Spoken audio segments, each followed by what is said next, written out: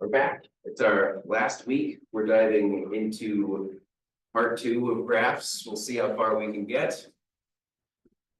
All that's left in this class is our last homework assignment due on Friday and an optional homework assignment that I'll reveal once we are through graphs.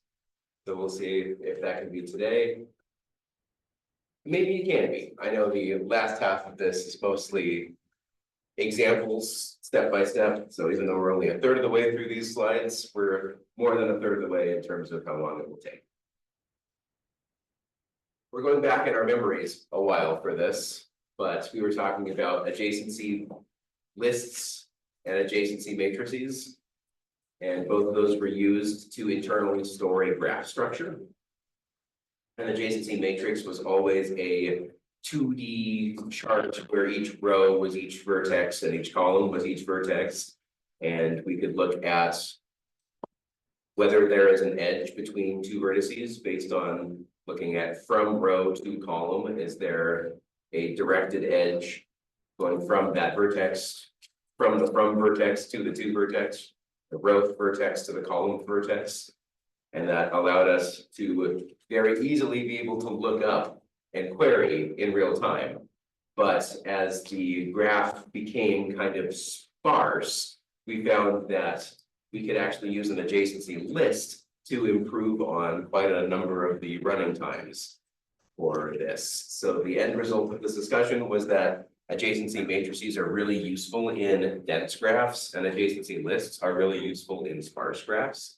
And that's because if you're storing everything in a linked list like this, if that linked list is only going to have a constant number of elements in it, which it would be if the graph is sparse, then we can do a ton in significantly better time than we could with the adjacency matrix. On the other hand, if we have an adjacency matrix, if the graph is dense, we still get all of the lovely lookup times of arrays.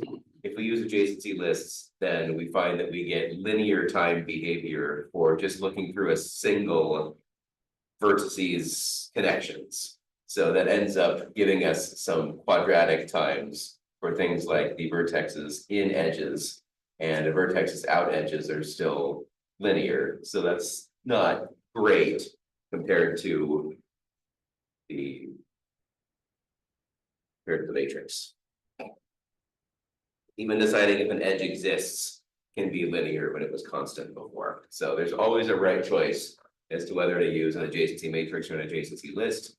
And it just comes down to for each vertex, basically how many edges are there in the graph? Total. So the next thing we want to talk about is how to search graphs, because graphs contain really useful information, and a lot of times we just want to answer a question about the internal representation of something. So if we have this internal representation, we're going to want to answer something about it, and usually, well, some of those questions were asked in the last slide. That just means that we can query things like, what are particular vertices in edges or out edges? Or is there a particular edge between these two vertices? We can always query the structure to answer that, but oftentimes in graphs, we get questions like, what is the cost of going from one vertex to another vertex via an arbitrary set of edges, the most efficient set of edges that we can find? So how can we get from one vertex to another, minimizing the cost of that traveling? You could think of this as also minimizing the total edge weight cost of getting from the from vertex to the to vertex. So what is that total cost? So as another example in this graph, cheapest way we can get from Miami to San Francisco. And now instead of the times in the air, now we actually have a real cost of flights. And note that these are not directionals. We assume that these flights operate in both directions for the same price. But now, what do we think? We want to get from Miami to San Francisco. What is the cheapest way to do that?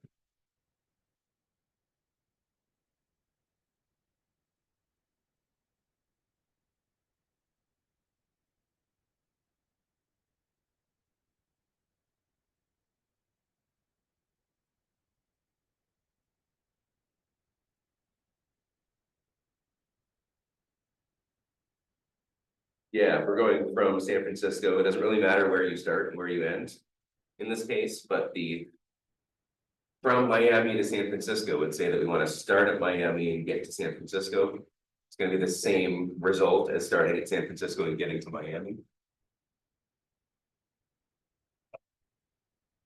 Yeah, looks from a first pass, like going through Chicago and Dallas Fort Worth would be the right choice. ORD is Chicago, for those of you who have not flown through Chicago. You can see that it's not readily apparent, even with a small graph like this. I have to spend a little bit of time thinking about it, but now imagine that this had 1,000 nodes, and on average, each node had 200 connections. You would imagine that that might take a little bit for even a computer to figure out what the best single path through all of those nodes would be. So just trying to figure that out. What did you use? What mental processes did you use? Even if you didn't arrive at a right answer, how were you thinking about the problem? Yeah. The cost and the potential. Did you consider every route? What did you use to decide whether a route was worth considering or not?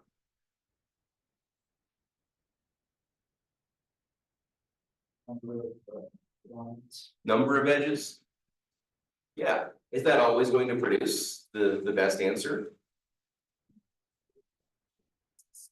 It can be a very good place to start. What if the Miami to Honolulu flight was $100? That would be a great way to do that. But you can see that since it costs so much, we can get there with edge weight too. Did we consider that $500 even though it was the minimum number of edges to get there? Was that $500? It becomes appealing, but only after you have figured that you can kind of get there this way. What if I had outlined this not looking like the shape of the United States, but I stretched out some things and turned it around a little bit? And maybe the length of some of these edges didn't necessarily correspond too well with some of the actual weights that were associated with them. I think the fact that this is visual, it ties to something that we've done before. All of this helps us to think about and give us some information for how we figure this out. We use some transfer learning, as we call it in machine learning, where you take knowledge of, well, this represents the United States, and it's geographically correct for the most part, fairly close. So you can use what you know about geography to help you with the problem. Computers don't have any of this context. Computers just see this node has some connections. Those connections have those weights.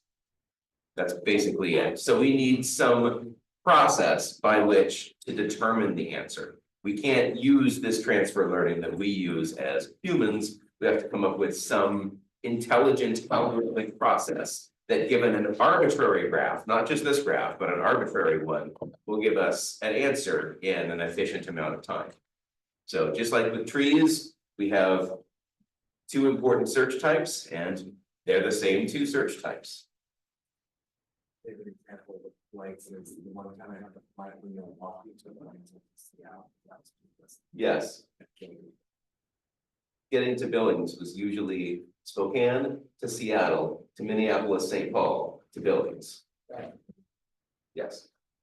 A lot of things getting up to Alaska also have similar issues. So depth first search, we've seen this before from trees. Since we know that a tree is a kind of graph, we can apply what we did to trees as long as we have a couple more algorithmic processes to deal with the fact that we don't know whether edges can loop to, or there can be paths from a vertex to itself, something like that. So maybe we can get a recap. Depth first search for trees. Why did it work? Anyone remember how depth first search worked? Yeah. In order reversal.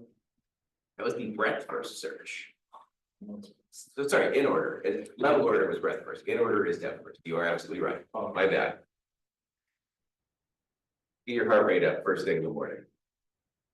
There, you're absolutely right. So yeah, uses an in order traversal, which was the naturally recursive. We're going to start left, left, left, left, left.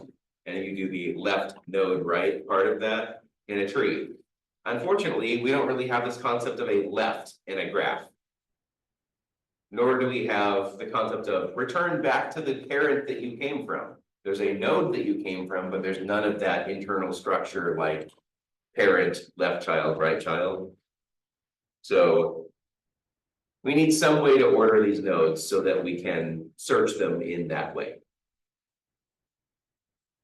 So for this graph, you could bias it by saying we're going to explore nodes that come earlier in the alphabet first, and that's a way to order the successor nodes that we have seen.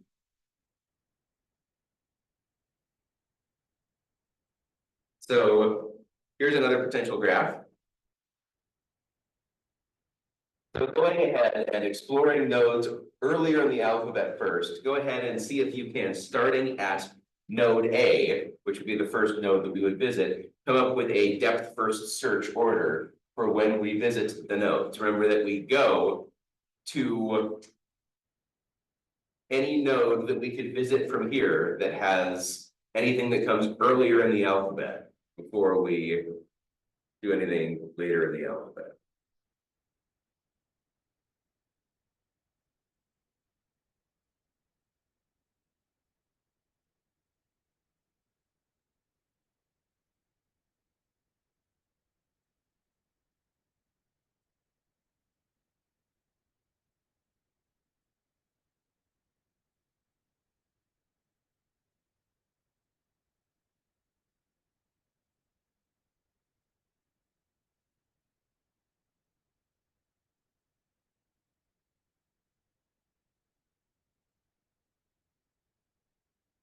Yeah.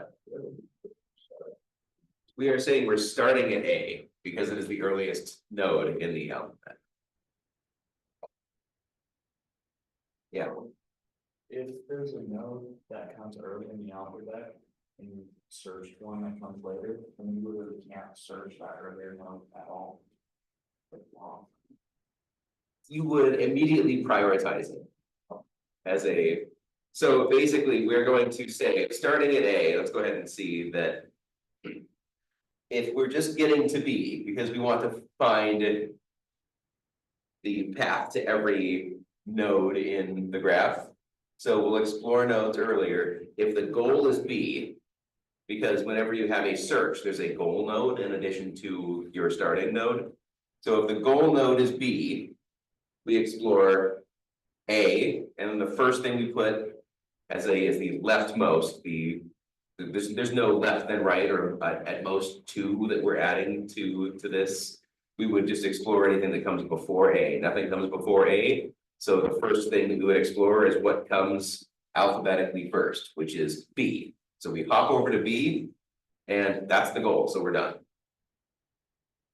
If we're trying to get to C, now it becomes a lot more interesting, because we jump from A to B, but from B, we see, can we get somewhere that we haven't been before? We're not gonna backtrack to A to explore, since D comes before E, we don't care about that.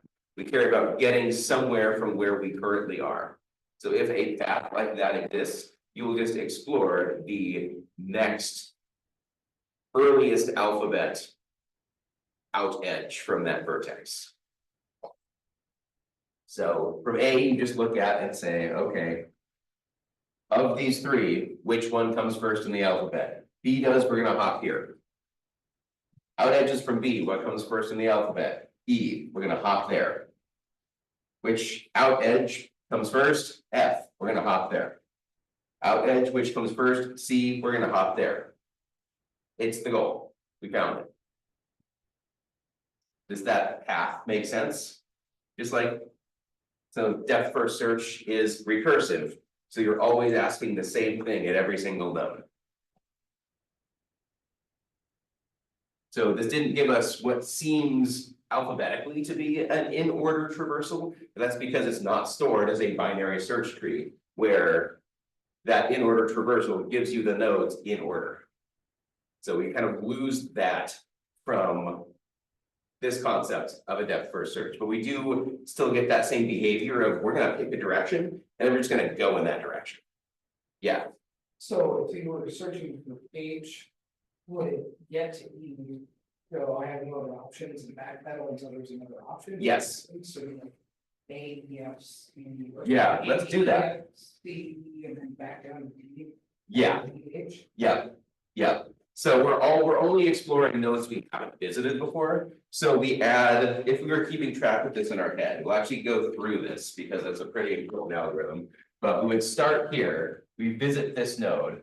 And then we say, okay, of all of the options that are left, pick this, we're gonna go visit it.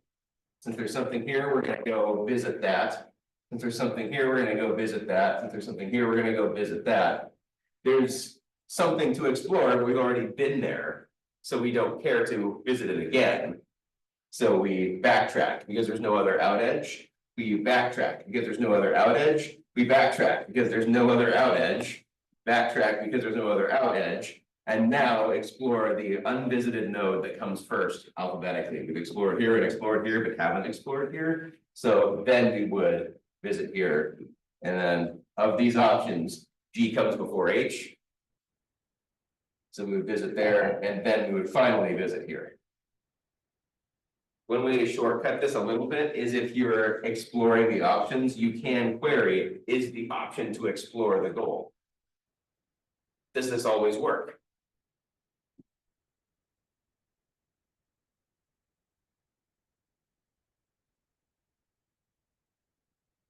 In an undirected, or sorry, in an unweighted graph like this, the answer is yes.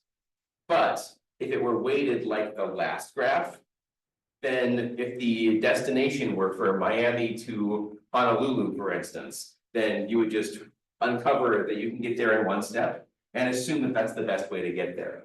There may be a path of 10 edges that's 1, 1, 1, 1, 1, 1, 1, 1, 1, and you get there in 10 instead of 500. So we do need to actually explore everything until we visit this node. And we'll talk about exactly how to do this when there are edge weights, because that becomes an extremely important algorithm that everyone uses. Questions on the logic of depth first search and how it works? Yeah. Way to sort that. Any way to sort this concept? Oh, it'd have to adhere to a tree. And if you really wanted to search for it in the way that we would have to make it a binary search tree. So as soon as you get something that has more than 2 out edges, that becomes a problem.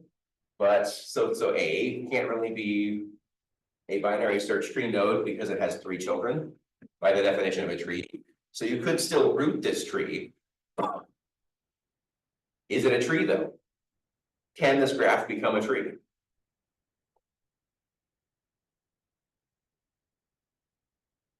The answer is no, it violates one of the tree properties. Which one does it violate? Well, aside from having 3 out edges on A, you can still make a tree, but not a binary search tree. What is the real issue with this graph in terms of a binary search tree? Just a tree in general. We have a loop in it. We do not allow loops in trees. So going from D to F to C back to E, that is very bad. In terms of, we can't make a tree out of that.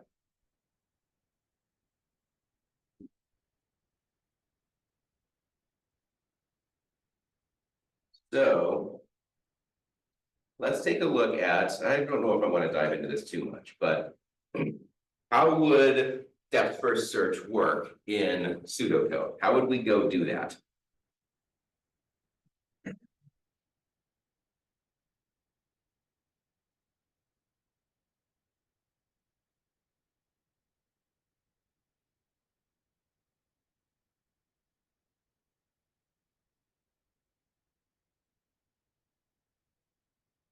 In general, here's our pseudocode for it. Basically,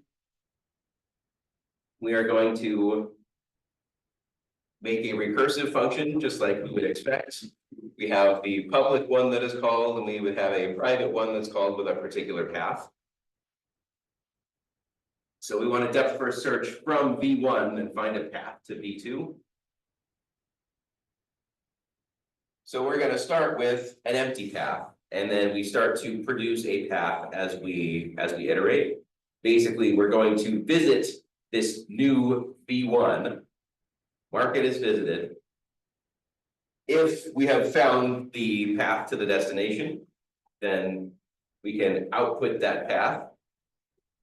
And then we just basically say, for every unvisited neighbor in some ordering, we can try to call and say if it's possible to get to our destination via any of the neighbors off of this current node, then we can find a path. Otherwise, we can't find a path. So looking back at our old one, basically the old graph in the last slide, from node A, if we were looking for node B, we would just say, we're going to depth first search for this. We're originally going to add A to our path, look at every neighbor of A, and then say, okay, we're going to just go down the first one as far as we can go, eventually backtrack and explore the others if we need to. But as we continue to search through that, if we ever find that we visit that goal node, then we're good, we found a path.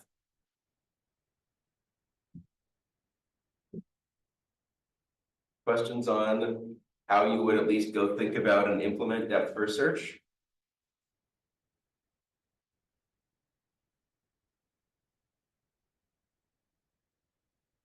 What's nice about storing this recursively is if you don't get a path down one of those recursive paths, then what you return from that is not the path that you were storing.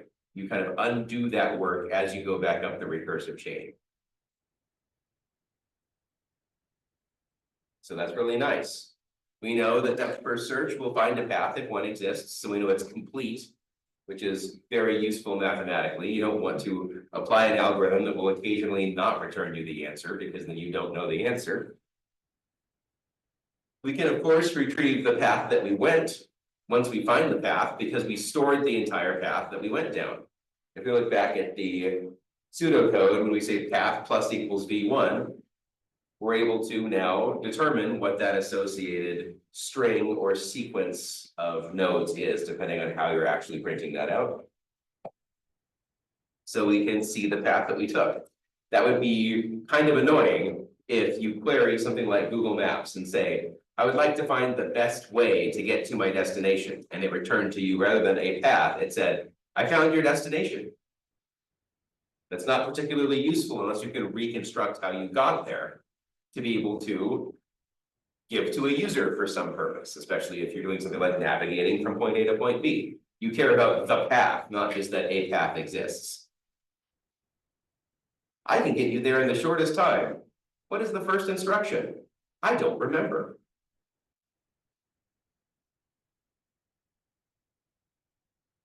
Do note that the path that we find is not guaranteed to be the shortest path. We'll talk about how to ensure that it's the shortest path eventually. But it will find a path.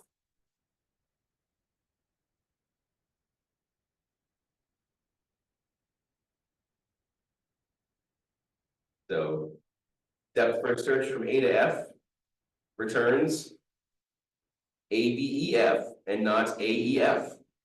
Why?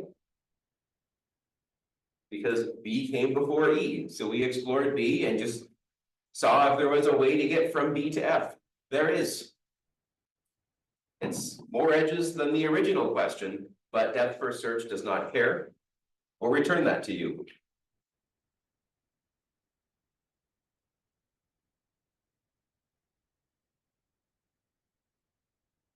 Questions about that or the guarantees that we get off of depth first search and graphs before we move on to breadth first search?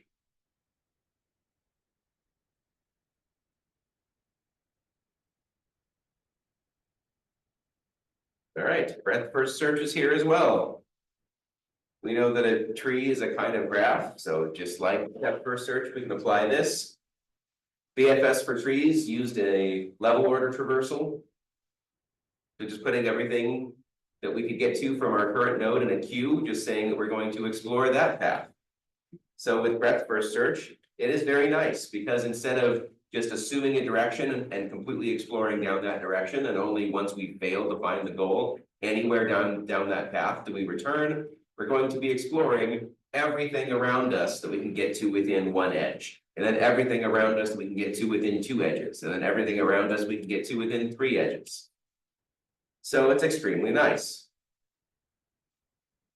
So for everything that is not the target, add it to the queue to explore.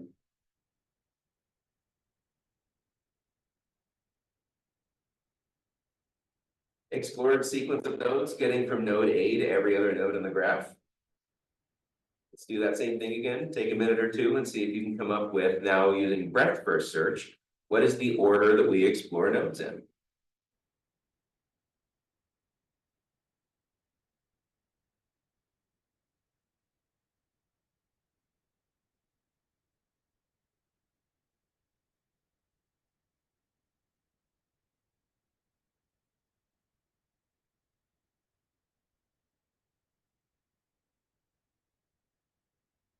So we start at A, we know we're throwing things in a queue, we're going to throw things alphabetically in the queue, so we'll throw B in, then D in, then E in to the queue.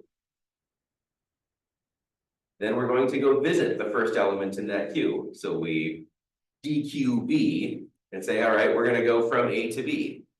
We'll explore B, but now we want to say for every neighbor of B, if it's not already visited, then we want to add it to the queue. But it's already in the queue, so we don't do that. We could see this now as more of a priority queue than a queue, because we don't necessarily want duplicates. So we should store it as a set, which means that underneath the hood, I talked about it as a queue, but it's probably implemented as a heap. Now that we've seen those objects.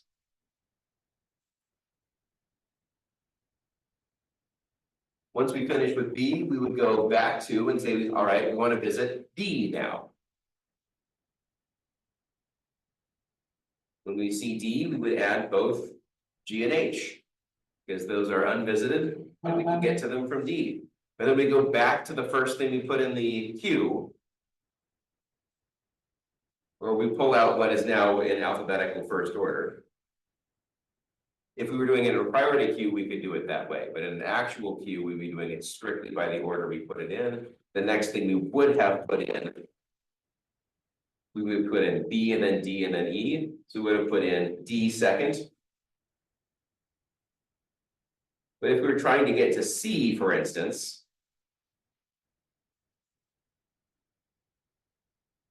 we start with A, and then we go to E. Or at least that's the path that we find. And the reason is there's no reason to go from A to B to E, because in a single path from here, we see that we get there. So this path is better than that path. So we start to ignore, we can get to E directly from A, we don't need to go through B. So it's going to return a shorter path, because when we do explore B, we just see a node we can already get to with 1, so we don't overwrite it. We still say that we would rather get to E from A. Yeah. So you still just return the path that you find first, but it's inherently the shortest one because of how you're searching. Yep. When you visit something, if it's already in the visited list, don't update it, because we visited it from a path that took fewer edges to get there, because we already visited it. Yeah, we'll find a new path to get to an existing node. It has to be longer than the existing path, because we already found a way there. Similarly, F, G, and H look like that. Any blue path found was shorter than the depth first search.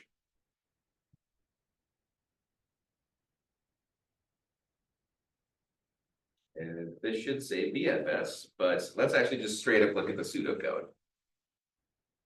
So we initialize a queue.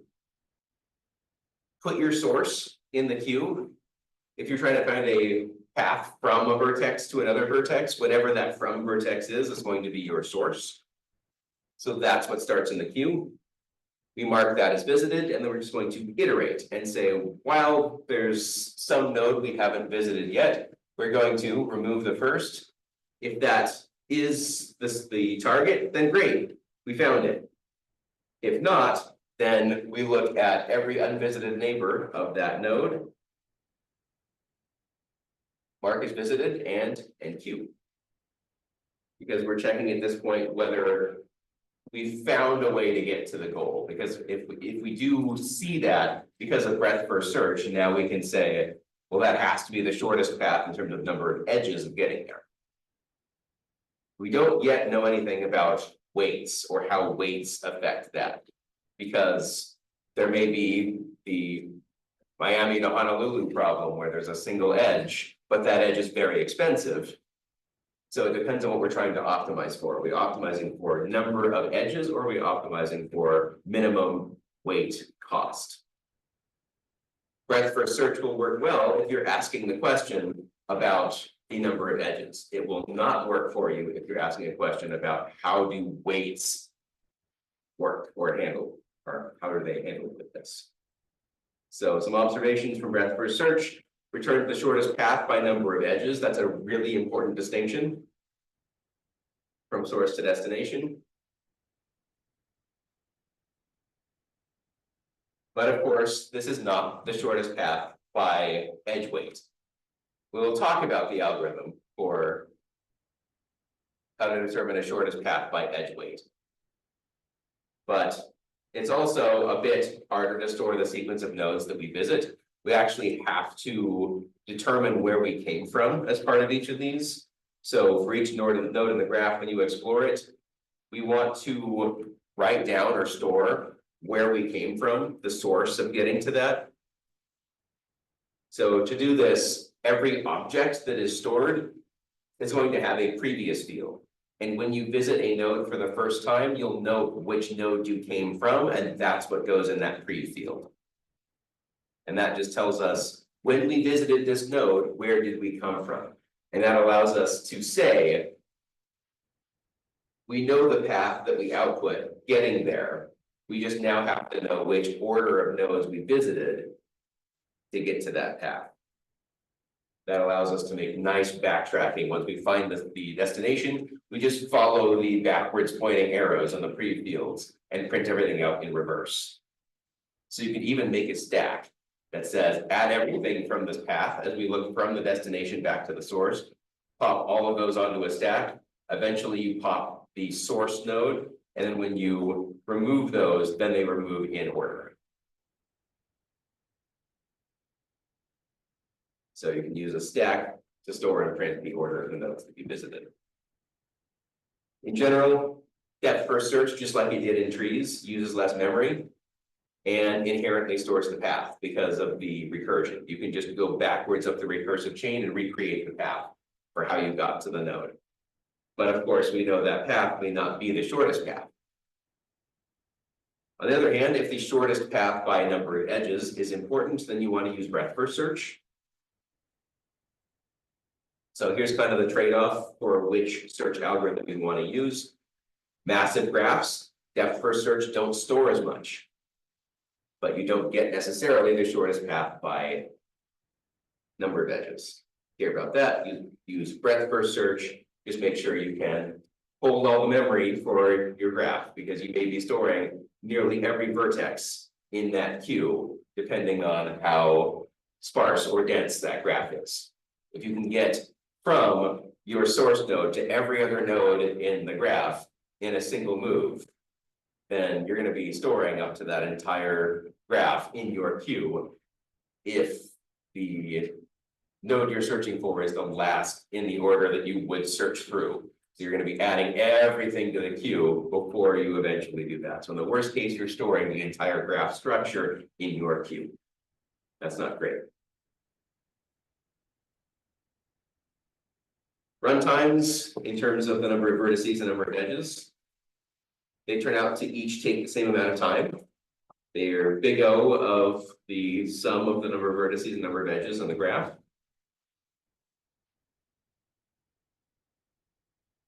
But it's worth asking the question, why is it not number of vertices times the number of edges? Why is it plus?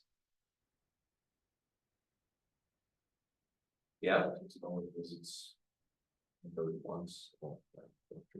Yeah, that's the big key insight, is that you're only visiting each one of these vertices once. And if you've already visited one and you reveal it again, you don't add it to the queue, you don't add it to the list of recursion, you don't hop to something you've already been to before. So that will visit each vertex at most once, and we will consider each edge as we figure out where can we get to from here, at least, at most once. We may have to query an edge back to a vertex that we've been to figure out that we've been there, but that's still exploring that edge. We will never explore that edge again.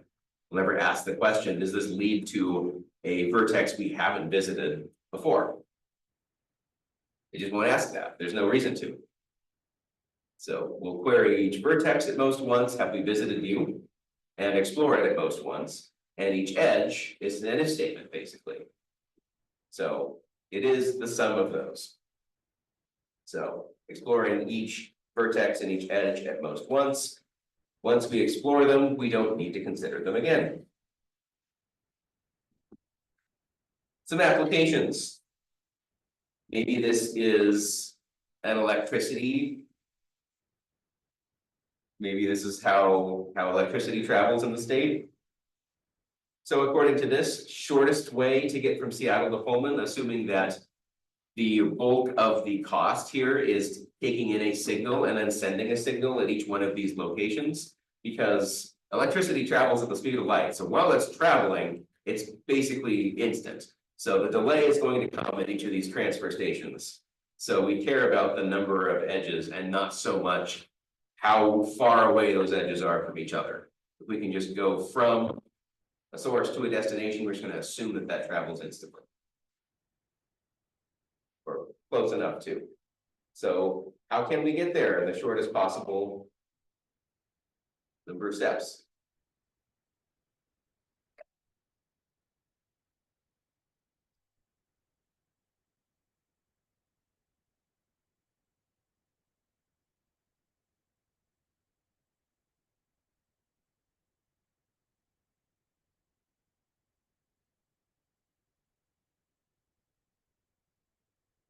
Wenatchee, Spokane, and Yeah, my number of edges, Wenatchee, Spokane, Pullman. What if now distance actually matter? What looks like it is the shortest path in terms of the number of miles the signal would travel.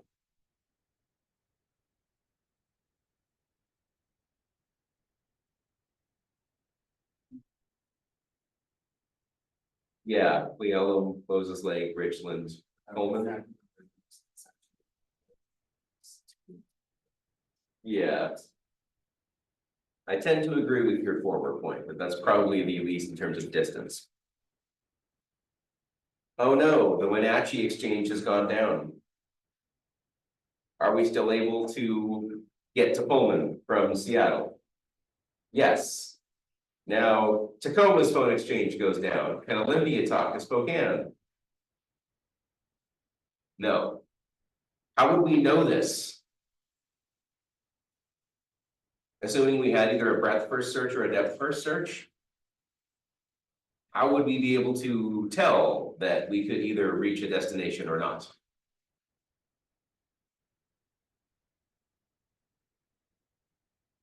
I mean, for breadth first, like if the queue is empty and you still haven't hit that node, you know. Yeah. Yeah, for breadth first search, once the queue is empty, we've explored everywhere we can get to from our source. So yeah, if we return and never found the goal, then we can't get to it. First search would still give us that kind of oniony, everything we can get to in 1 step, 2 steps, 3 steps. Depth first search just picks a direction and starts going. But eventually we still figure out everything. Another example, maybe some Manhattan distance in a downtown of some city. This some city is actually Seattle. Some city being Seattle. So we're at 3rd and Pine. What can we do to get to First and University using some kind of bus that travels only along these edges?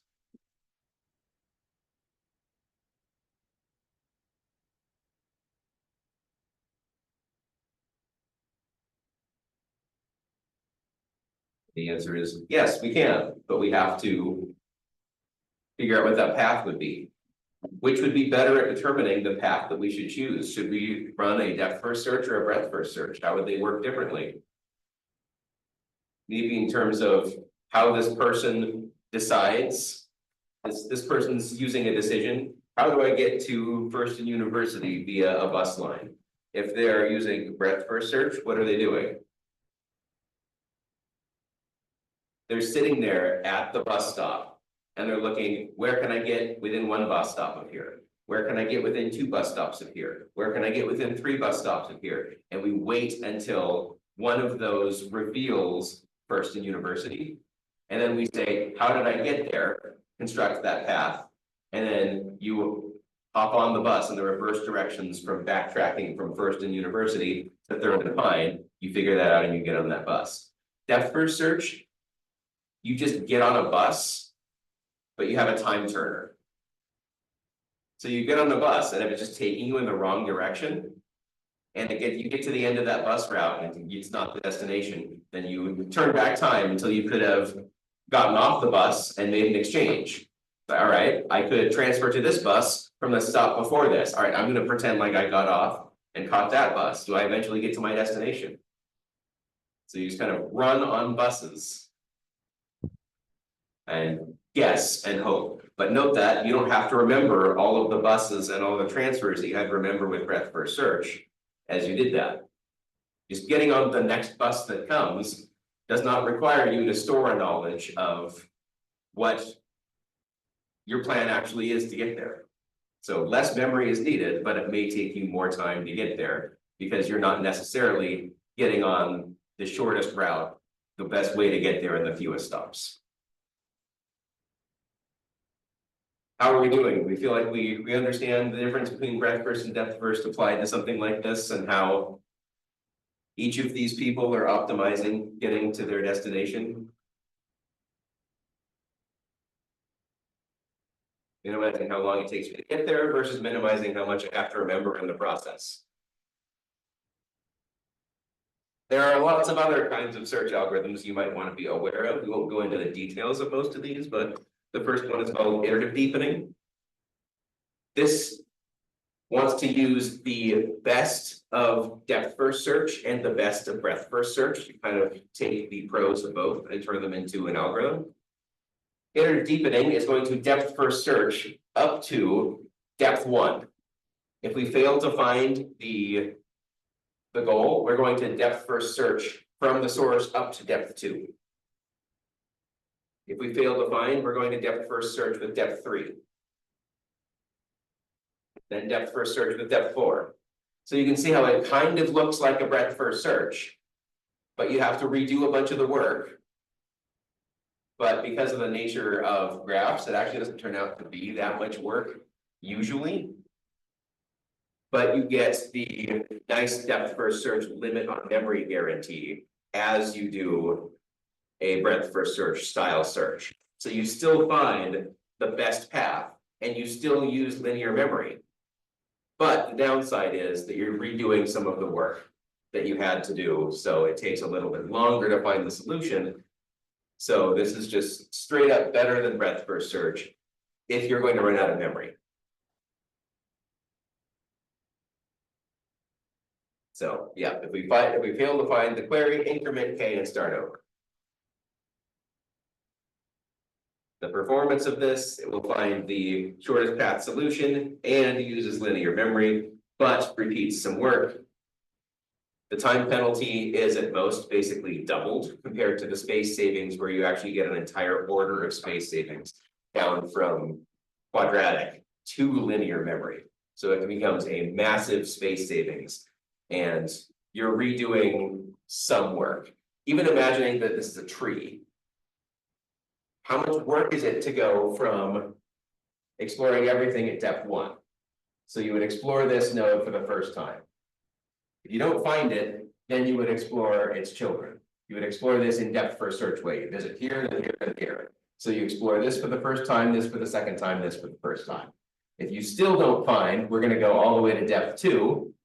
and do a depth first search. So we're going to explore this for the first time, this for the second time, this for the first time, this for the, I'll write this actually in order, third time. First time, second time, first time. You can see that after we've explored 7 nodes, we've really done 10 nodes, 11 nodes worth of work. Which is not bad, and it's actually capped by twice the amount of work. If we were to explore this, we get 8 new nodes, and we would have to do 7 more nodes worth of work. 7 more unnecessary nodes worth of work. So it doubles your commitment to get to the next line. But because of this, we're still only storing a linear amount of memory. Now we don't need to remember all of this. We can now depth first search up to here because we know that we've proven that the goal is not anywhere shorter than that or closer than that. Does that make sense? So very useful algorithm. We call that iterative deepening. The absolute most common search that we do in computer science is finding a shortest path. So breadth first search got us that shortest path in terms of just the number of edges. But what if these edges have weights? This becomes incredibly important because most graphs actually have weights. The shortest path may not be the minimum path length. So we need to throw away that assumption and build up some kind of structure that's actually going to do this. So breadth first search can find minimum path length in B+E. But thinking in general about minimum path cost, it is graphs like this that give breadth first search a problem when coming up with the shortest path in terms of edge weight. Here we can see that it actually is worth going the long way by the number of edges to save 100 in terms of path cost by going through all of the nodes in the graph instead of just hopping to the solution. Depending on how these nodes were ordered, it's quite possible that neither breadth first search nor depth first search finds the best way to get there. So we need some other algorithm, something that's going to help us to be able to determine and find that 400 cost path guaranteed. The algorithm that I'll show you, it does not work at all with negative edge weights. Because it is possible, we need to work this in what we're going to call a greedy way, where we're going to assume that if we have not yet found a path that exists that is better than the path that we just found, if we find that path, we need to know that it is the best path and not have to explore the rest of the graph to possibly find some negative edges that cancel out some of the positive edges that get us back to that solution in less time or with less cost. So this algorithm does not work with negative edge weights. If you do have negative edge weights, you need to take into account something more complicated. So we also cannot work with any kind of negative weight cycle. Negative weight cycles create a bunch of issues. So it's like something like, what is the best cost of getting from B to D? It turns out that that best way is to go from B to C to B to C to B to C to B to C to B to C to B to C. That is never going to finish. Every time we go from B to C to B, we are netting -4. So it's going to look like the best way to get from B to D is to never stop going back and forth between B and C and never actually getting to your destination. So this gives algorithms like this a fit. And anytime you implement, this is going back or going forward into algorithms, anytime you implement a greedy algorithm, like I'm about to show you, be careful of assumptions that lead you into not wanting to find the destination, because that will look like there's a bug in my code, it's an infinite loop, when really just you're applying the wrong algorithm and it's not meant to handle a structure like this. It causes unintended behavior when you do throw at a problem like this. So we need to keep track of and know those assumptions that we're making. So yeah, shortest path from B to D. If we didn't allow negative edge weights, then we can work with that. But how to handle them, algorithms will help you. So I guess what is left for us to do tomorrow is to dive into Dijkstra's algorithm and talk about shortest path. And that's really all we have left. I'll go through a couple examples of that, and then we can get started talking about interviewing. So I will see you tomorrow for that.